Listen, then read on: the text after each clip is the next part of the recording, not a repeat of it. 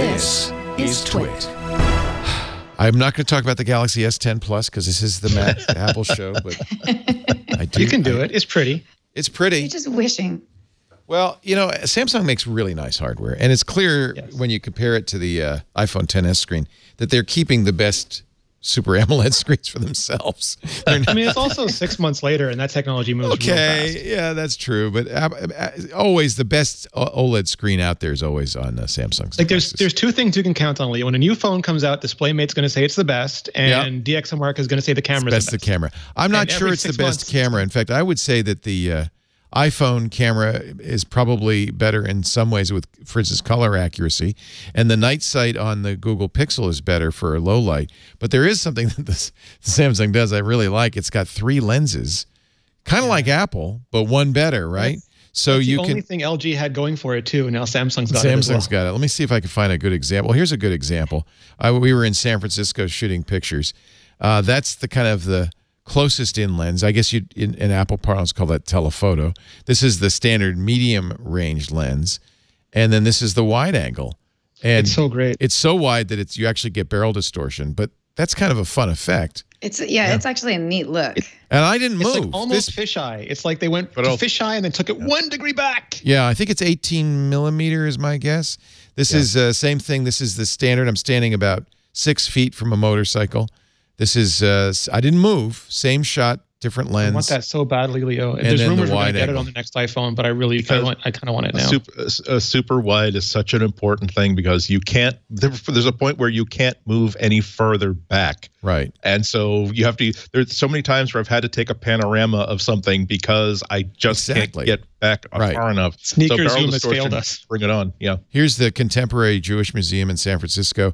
I'm standing right under it. There's no way you could get this architectural shot. It's so great. And if you imagine like the interface we have now where you press that button and you just zoom in to 2x, if you could press another button and zoom out, I don't know what they'd call it, minus 2x. But whatever. Look it would just be so great. The distortion. I mean, this person in the shot is actually bent because of the curvature in the lens. So I mean, there's probably physics. Like, no offense to Samsung, but the camera software people at both Google and Apple are factorially better. And there's probably a lot of AI they could use to like they already do that already to minimize distortion. Yeah. Here's a picture I took of Megan, wide angle, medium, tight. You gotta be careful with the wide angle though, because that's not you get too close. And she's gonna hate you for that. people, she's not gonna hate me for taking it. She's gonna hate me for showing it. Yeah. But a little bit of column A, a little bit of column B. So screen's great. Camera, I think the camera images are pretty high quality. I do think the iPhone and Pixel probably beat it in certain regards. After I watched his review of the Galaxy S10, YouTube suggested Marquez's review of the Galaxy S5, and just looking back with my God, we've come a long way. Removable back, and also just amazing how they've gotten their hardware game together. Demos is telling me that the wide is 13 millimeters, so that's really fisheye is like 8, so that's really close. This is a ceramic back. I got the kind of the premium one, and I wish Apple would use ceramic. I really like ceramic. I have to say. It's such a classy look. It's such a classy feel. When you put color into ceramic, it's a depth of color that you just can't get with anything else. It's slippery as hell though. I ordered a case, but because it's a new phone, the case isn't coming till tomorrow, and But you want to see it at least for the first few days. You want to see what you paid for. But boy, am I careful. Paid for is right because this is the top of the line with ceramic back, a terabyte internal storage.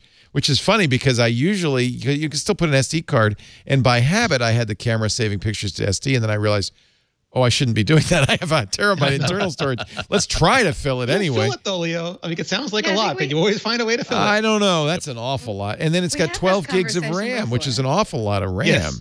I don't know if it needs that much RAM. I'm sorry. Go ahead, Laura. You need a lot of RAM for the terabyte. It might be. I don't know. That's a computer it's a computer. So many more ways than a phone has ever been a computer. Exactly. Yeah. I mean, Samsung and Apple both have their own perspectives and identities on how they build their phones.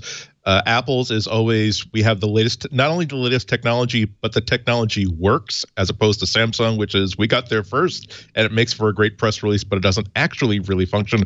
But Samsung's tack is always there are some people that feel or actually do need the most powerful device you can actually hold in your hand and stick in a pocket. So powerful that you can actually connect a keyboard and a screen to it and really use it almost like a desktop computer. And that's exactly what the Samsung top-of-the-line Galaxy is about.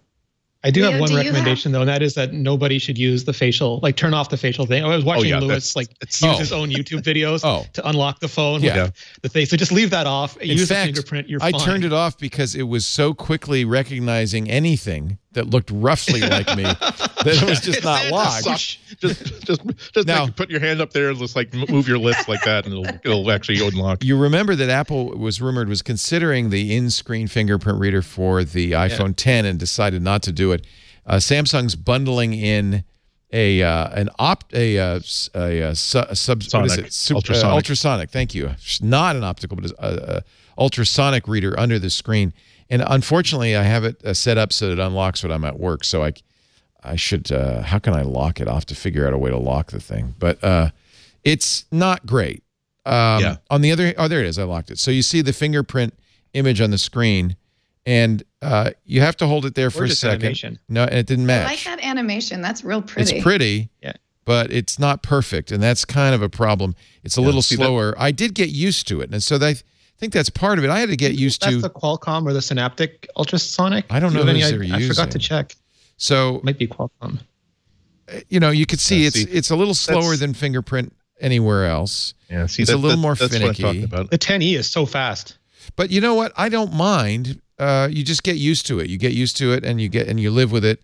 And I think it's fairly secure. And it'll probably speed up over time too. The way iPhone worked with Touch ID and Face ID, it started out kind of slow, and even just software updates helped increase the speed on that. Yeah, and maybe training too, spending more time using it. It's getting to know your fingers. I guess yes, it's not as fast as Apple's Touch ID was. It's a little finicky because there's no way to know. You just have to look for where to touch it, although I guess you get used to that part. But it's fine. You know, I'm kind of comfortable with it now, and so it's usable. It's not perfect. It's not. There's better, but it's usable. Again, that's something that you really have to appreciate about our iPhones and our iPads. That Touch ID works straight away, and I remember there being more lag inside my head than there was actually inside the CPU. Face ID, the same thing, where I've had to learn I don't have to actually pose for the Face ID to unlock it. Literally, it was like because as soon as I'm looking at the screen, it's waiting for me to just simply swipe up to unroll the screen. It's that wonderful thing that gives you faith in it in the long term. So even when it does improve, you're still totally on board. Again, that's a weakness with Samsung compared to Apple. They will come out with these things that are kind of working, but not quite what they should be.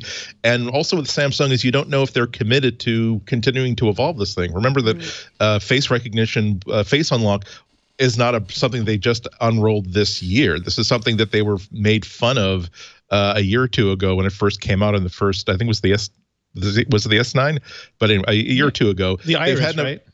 Exactly. Yeah.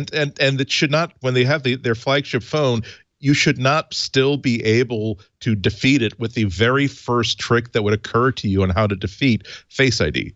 So that's what's frustrating about Samsung. A lot of superlatives that they rightly earn, but one of the things that they are always going to be knocked for, in my eye, is that they'll come out with a feature, and it seems like more of a PR feature than a commitment to actually evolve this technology to make the phone better. I'd put it maybe a little bit differently. I think because they still also have the antiquated Android pattern swiping to unlock it. I think that they just give you a variety. This is very Samsung. They give you a ton of different ways to do anything, and you get to pick. And if you want one that's more secure, you can use one that's more secure.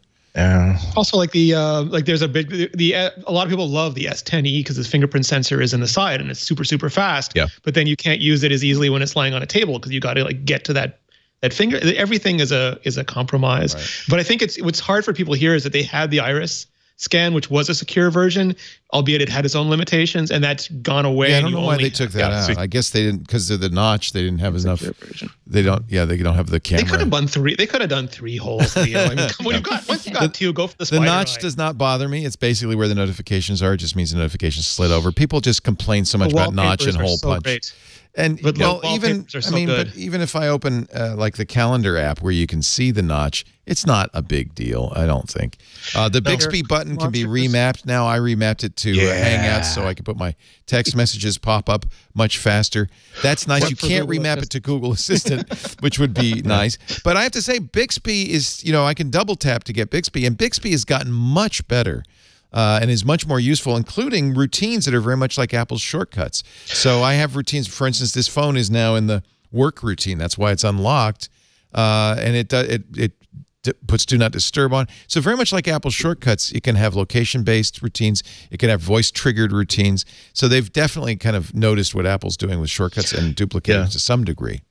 That's what I was going to say. I mean, I know that Apple believes that clicky buttons and anything that mars the purity of an unbroken surface is anathema. But if they gave us one button that was easy to get to physically on the edge of the device, that we could just simply map to any shortcut we want or any it's a nice thing. I love that actually. It's one of those things that would do so much to make your phone your phone. Yeah.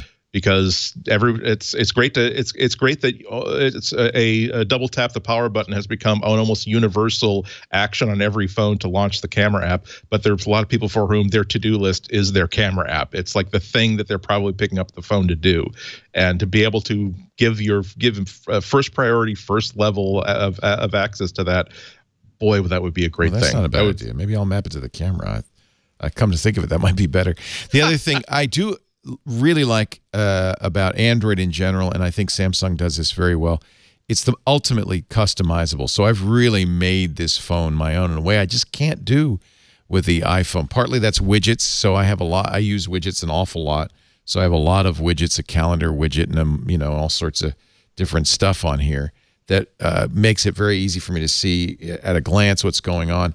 I am using a different launcher too. Apple, you're stuck with Springboard, but with Android, there are a variety of launchers. I don't like the Samsung launcher, but that's not a problem. I can have a launcher. This has all my music on here. This has all my apps on this side. I can customize it. Samsung still has that Edge menu, which I find actually useful, and in a constrained way, if I use it in a certain way. And I really love this. I only have 2 rows of icons, but the action launcher that I use allows me to either tap the icon to run that program or swipe down and open it. It's actually a hidden folder that contains the apps in that category. So it's I can get to every app very quickly and easily right from the front of the screen. That kind of customization I wish Apple would put in. I don't know if go ahead. I don't know if Lori remembers this, but we hired a new Haiku writer 2 years ago, and she turned in all these articles, and she had a Samsung phone, and every one of the screenshots had a lined paper background with Comic Sans as the typeface. So you have to use that power responsibly. You can do it. That's the point. Yes. But with great power, with great customization, comes responsibility. I understand.